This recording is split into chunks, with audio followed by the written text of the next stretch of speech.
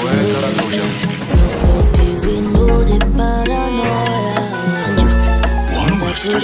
지금 연재 중인 소설 시카고 타자기를 쓴 사람은 바로 이분입니다.